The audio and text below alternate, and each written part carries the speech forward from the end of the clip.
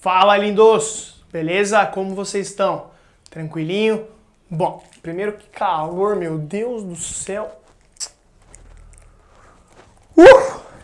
Estamos aqui hoje para dar sequência à sua matéria e hoje é uma matéria um pouquinho mais especial, vamos dizer assim. Não que, tem aquela incidência no vestibular gigante, mas meio que é uma matéria um pouquinho mais base que a gente já deu uma olhada, certo? Para a gente entender os próximos capítulos, para a gente entender os próximos módulos.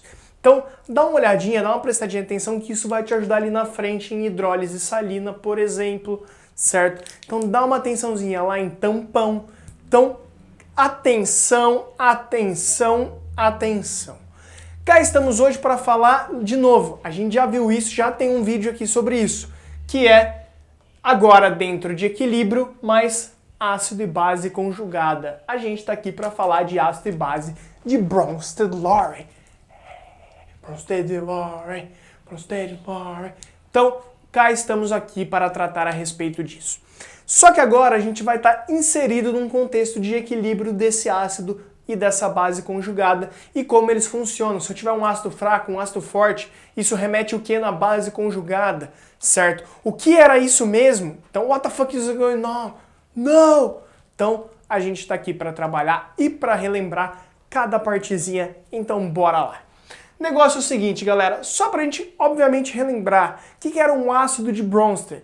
Ácido de Bronsted é aquele que é o responsável por doar um H+. Se ele doa um H+ para outra substância, isso o faz ácido de Bronsted-Lowry. O que é uma base de Bronsted-Lowry? É aquele cara que é o receptor de H+. É aquele cara que vai conseguir abstrair esse H+ que foi doado. Beleza? Então, um doa H+, um recebe H+. E não é mais a base de Arrhenius que em água liberava OH-. Aqui não. Aqui não precisa rolar o OH-, certo? Lembra das definições de ácido e base que tem no outro vídeo, beleza? Então, do H+ é ácido, recebe H+ é base. E só para você relembrar, para um ácido genérico, certo? A ionização de um ácido genérico, dá uma olhadinha, ó. Eu tenho o HA, que é um ácido genérico qualquer, aquoso, e ele tem a formação de H+, A-, ambos aquosos, claro. Galera, quando eu olho aqui, ó, esse cara é um ácido, por quê? Ele doou H+ para o meio, certo? E dá uma olhadinha na reação de volta, Eu tenho o A- na reação inversa, ele pega esse H+ para juntar. Ou seja, esse H+, ele vai entrar com o A-, então o A- ele vai receber o H+. Certo? Isso faz dele uma base. Só que se ele veio do HA, que era ácido, ele é uma base conjugada.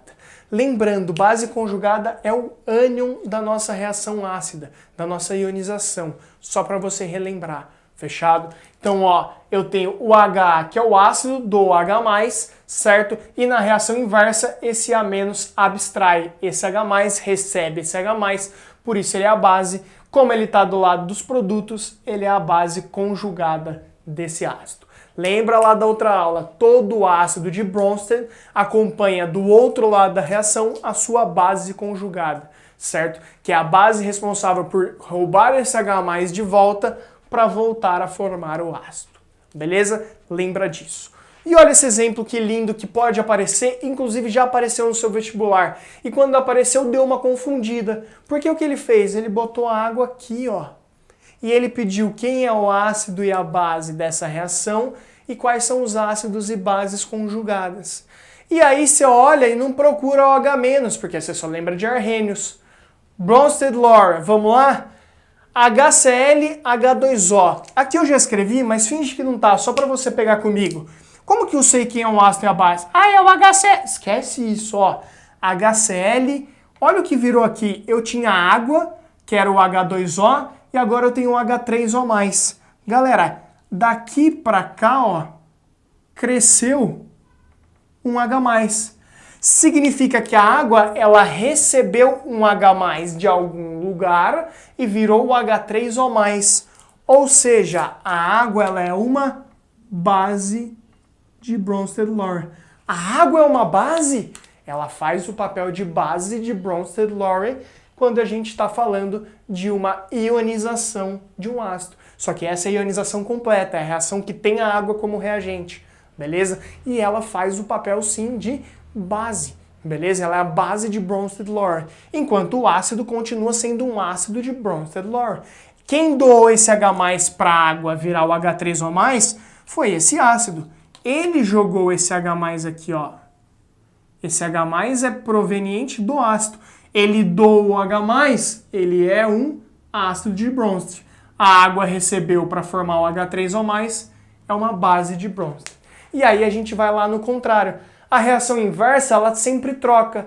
Se o HCl ele era o ácido de Bronsted, o Cl-, que é o que sobrou dele, é a base conjugada desse ácido, certo? O que é a base conjugada do ácido, galera? É o ânion que é responsável pela perda do H+. Daqui para cá, ele perdeu o H+, e sobrou só o ânion. Por que ele é a base conjugada? Por que ele é o contrário? Porque na reação inversa, para voltar a formar o HCl, ele precisa pegar o H+ daqui. Ele tem só o Cl- e ele precisa que ele roube um H+ daqui para ele voltar a formar na reação inversa o HCl. Então ele é uma base conjugada desse ácido. Porque o Cl- vai ter que receber um H+ para voltar a formar o HCl. Então por isso sempre o ácido do lado esquerdo de Bronsted tem a sua base conjugada, que é o que sobrou depois da retirada do H+. Eu tinha HCl, que é o ácido, do H+, sobrou o Cl-, que é a base conjugada, que é a responsável por abstrair esse H+, roubar esse H+ de novo para voltar a formar o ácido, na reação inversa. Beleza? O mesmo acontece. Se a água fez o papel de base, quando a gente joga para lá, ela faz o papel de ácido conjugado. Sempre do outro lado, do lado do produto, é o conjugado, galera. Por que ela faz o papel de ácido conjugado? Porque ela tem o H3O+, para voltar a ser H2O, tem que fazer o caminho inverso e perder esse H+ para o Cl-. Tem que doar esse H+ para o Cl-.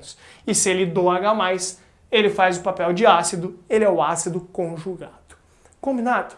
Pode dar uma confusãozinha, mas é só a gente relembrar com calma isso aqui, aos poucos que vai indo. Beleza? Agora a segunda parte. Então, galera, para a gente finalizar isso aqui, como que a gente vai observar? Presta atenção que lembra, isso aqui não é uma coisa que, muito provavelmente o vestibular não vai te perguntar isso, mas isso é uma base para você entender outros assuntos de equilíbrio químico. Então presta atenção. Dois conceitos, de ácido forte e ácido fraco sofrendo ionização. Ácido forte, ele sempre vai formar uma base conjugada fraca. Por exemplo, HBr. HBr é um ácido, é um hidrácido forte, certo?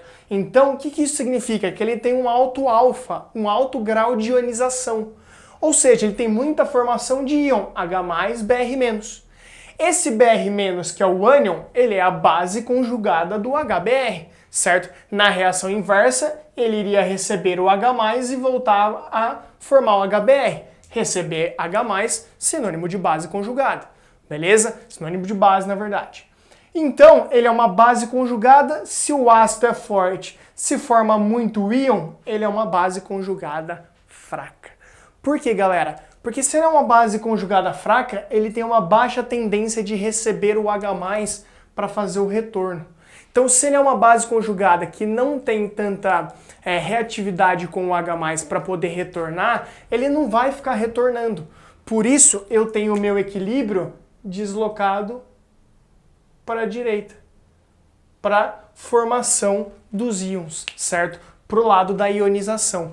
Porque eu tenho um ácido forte com alto grau de ionização, gerando uma base conjugada fraca, que significa o quê? Ela tem uma baixa tendência de receber o H+ e retornar, certo? Por esse ácido ser forte, ele vai ficar na forma ionizada, com o Br- tranquilo, sem procurar H+ para retornar, beleza? Ele fica muito bem sozinho, certo? Muito bem sozinho. Diferente desse cara aqui, ó. Diferente de ácido fraco, e claro, ele vai gerar uma base conjugada forte, ao contrário sempre, beleza? Então um ácido fraco, um ácido que tem um baixo grau de ionização, ele forma poucos íons, beleza? E essa base conjugada ela vai ser forte. Como assim? A base conjugada ser forte quer dizer que ela tem uma alta tendência entre pegar esse elétron e retornar. Então essa base conjugada forte, esse forte é uma tendência de reagir de volta e fazer a reação inversa. E aí os poucos íons que formam, eles tendem a fazer a reação inversa, deslocando esse equilíbrio para a volta, certo? Para a formação da molécula do ácido outra vez.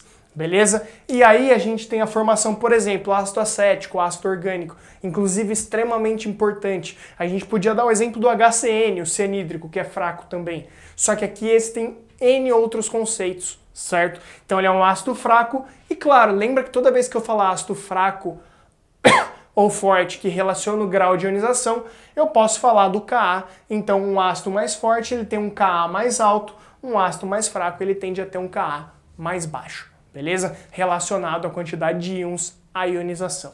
Então o equilíbrio é deslocado de volta para a formação da molécula do ácido devido à base conjugada ser forte. Então um ácido fraco ele já nem forma muito íon porque a ionização é baixa e ainda os íons que eu vou formar, por ter uma base conjugada forte, ele tende a unir outra vez para formar outra vez a molécula de ácido, no caso o ácido acético.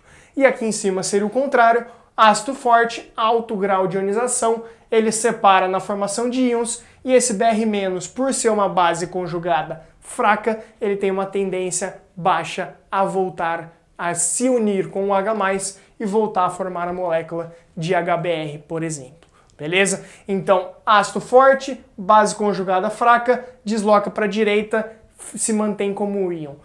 Ácido fraco, base conjugada forte, baixo grau de ionização, tende a se unirem pela base conjugada forte e voltar a formar a molécula do ácido acético. Combinado? Esse equilíbrio é extremamente importante na aula de tampão, de solução tampão, por exemplo, o tampão acetato.